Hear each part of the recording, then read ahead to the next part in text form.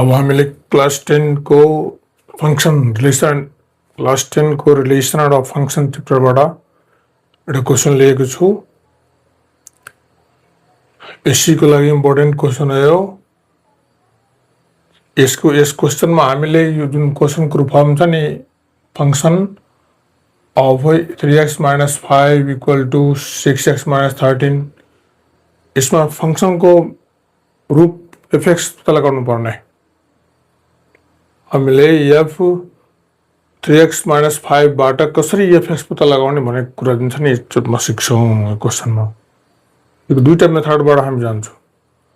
दुईटा मेथडबाट हामीले यो कुरा पता लगाउने फंक्शनको यस्तो किसिमको फंक्शनको इक्वेशनबाट एफएक्स कसरी पता लगाउने भन्ने कुरातिर हामी अगाडि बढ्ने। फर्स्ट मेथडमा हामी जाने। फर्स्ट मेथडमा के छ भने यहाँ दिएको छ कि फंक्शनको रिलेसन क्वेशन के छ भने हामीलाई f3x minus 5 equal to 6x minus 13। अब हामीले जुन f सँग रहेको छ नि ब्र्याकेटमा f सँग रहेको ब्र्याकेटमा जुन एक्सप्रेसन छ हामी त्यसैलाई एकछिनको लागि मान्ने। Let 3x minus 5 equal to a। हामी मानेर हामी यसबाट एक मेथडबाट अगाडि बढाउने। यसरी के भन्छ फेरि और 3x equal to a plus 5 और x equal to a plus 5 by 3। यो जुन निकालेको हामीले x equal to a plus 5 by 3। अब हम दिएको फंक्शनमा दिएको फंक्शनको रिलेसन के रहेको छ नि इक्वेसन यसमा हामीले राखेर x बराबर a plus 5 by 3 दुवैतिर राख्ने। दुवैतिर राखेर सिम्प्लिफाई गर्ने। हेर्दा अब हामीले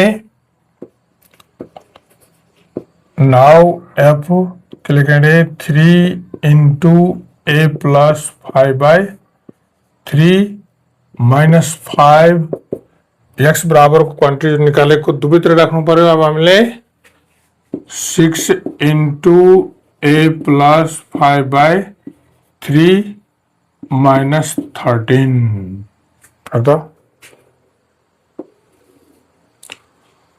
अब हामी यहाँ जुन सिम्प्लिफाई गर्ने यसमा 3 3 हट्यो। केसरी यहाँ f ब्रैकेट में a plus 5 minus 5 equal to यहाँ पनि 3 2 6 2 into a भनेको 2a plus 5 into 2 भनेको 10 minus 13।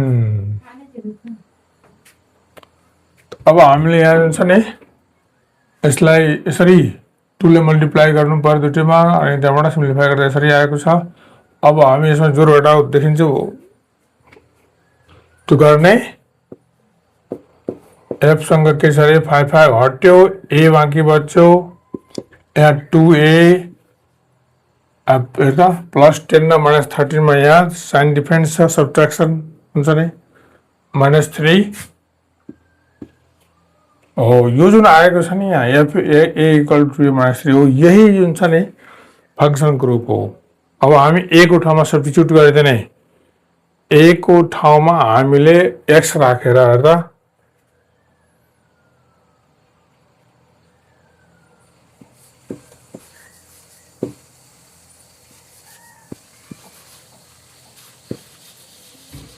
देन के हुन्छ रे fx equal to 2x minus 3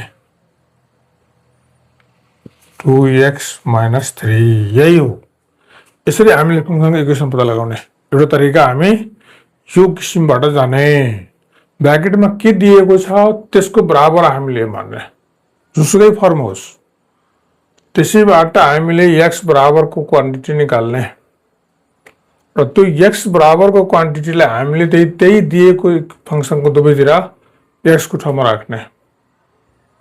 त्यसपछि सिम्प्लिफाई गर्ने जुन फर्म आउँछ त्यही फंक्शनको इक्वेसन ओरिजिनल इक्वेसन हो भन्ने कुरा यहाँ देखिन्छ।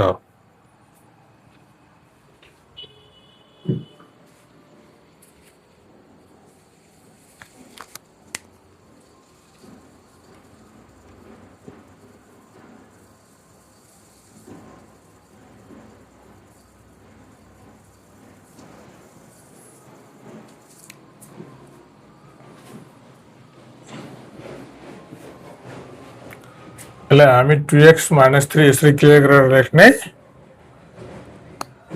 यहाँ त 2a - 3 छ नि यहाँ, यही अब a को ठाउँमा x राख्दा 2x - 3 is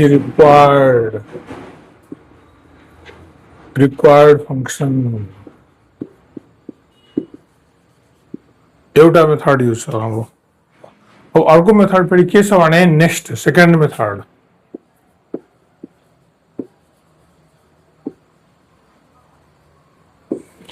सेकेन्ड मेथडमा यसलाई हामी फेरि इक्वेसन लेखौँ।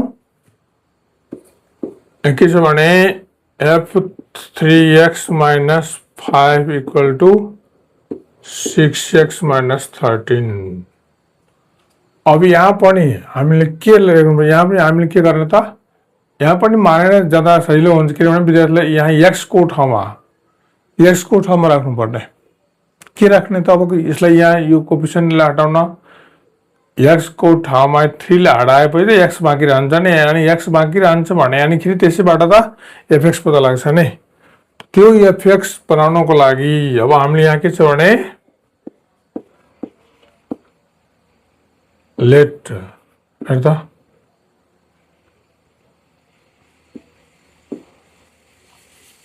3x - 5 = x। अन्त यसरी पनि हामीले राखेर हुन्छ। यहाँ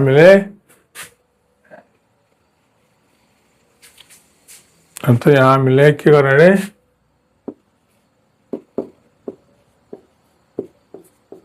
अब यहाँ पनि x छ, यहाँ पनि x मानेको भन्ने कुरा आउँछ नि। हो एकछिनको लागि मान्ने, भरे त यो क्वेसनको x त हराइरहन्छ नै, यो x मात्रै यहाँ हुन्छ नि। अब यहाँ मानेको x त हट्छ, कसरी त यहाँ देखाउँछु।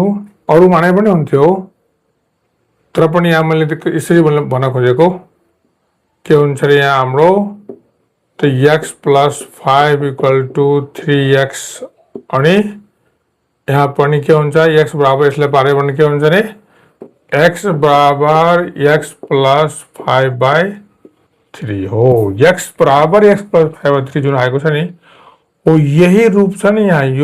योलाई हामीले यही x बराबर x + 5/3 हामी यहाँ पनि राख्ने, यहाँ पनि राख्ने। किन राख्ने प्रश्न छ नि, x बराबर x + 5/3 नै पार्न हो। यो मानेर पनि जाँदा पनि हुन्थ्यो, डाइरेक्ट हामीले यसलाई पनि कन्सिडर गरे हुन्थ्यो, किनभने यहाँ यो फंक्सन सँग भएको 3x - 5 कसरी fx मा कन्भर्ट हुन्छ, fx मा कन्भर्ट कसरी हुन्छ भन्ने कुरालाई नै बुझेर हामीले यहाँ सुरु गर्नुपर्ने हुन्छ। यसलाई हेरेर कुन अवस्थाको छ, के राख्दा त्यो चेन्ज हुन्छ fx मा भनेर हामीले त्यसलाई यसरी मानेर पनि गयो भने यसलाई सिम्प्लिफाई गरेको नि हामीले -5 लाई त्यत्र ल्याएको = 3x लेखेको, अनि फेरि x + 5 = 3x अनि x = x + 5/3। तो यसैले अब हामीले x बराबर x + 5/3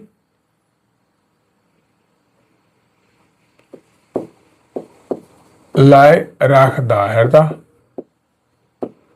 कहाँ राख्ने रे, यहाँ मैले राखेको यता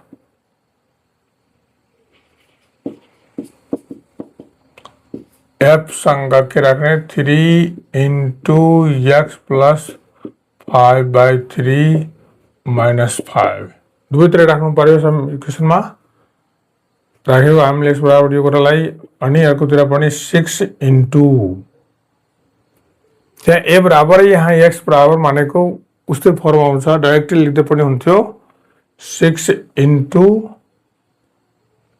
x + 5/3 -13 अर्थ। अब हामीले यसलाई के गर्ने रे, 3 भाग लाग्यो, यहाँ पनि 3 2 = 6 के हुन्छ यहाँ त।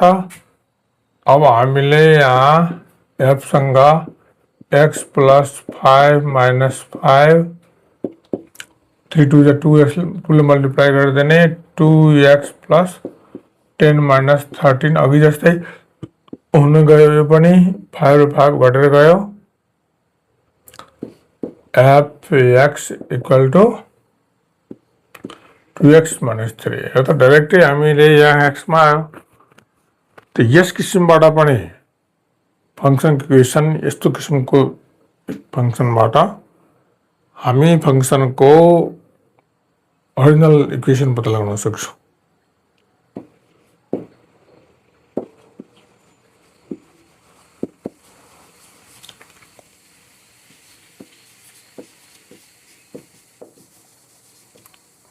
यसरी दुवै किसिमबाट हामीले यस्तो किसिमको फंक्सनबाट दुईटा इक्वेसन उसको निकाल्ने तरिका दुईटै उस्तै लाग्छ, तर पनि कुनैबाट हामीले गएर यस्तो किसिमको फंक्सनको इक्वेसन हामी पत्ता लगाउन सक्छौं।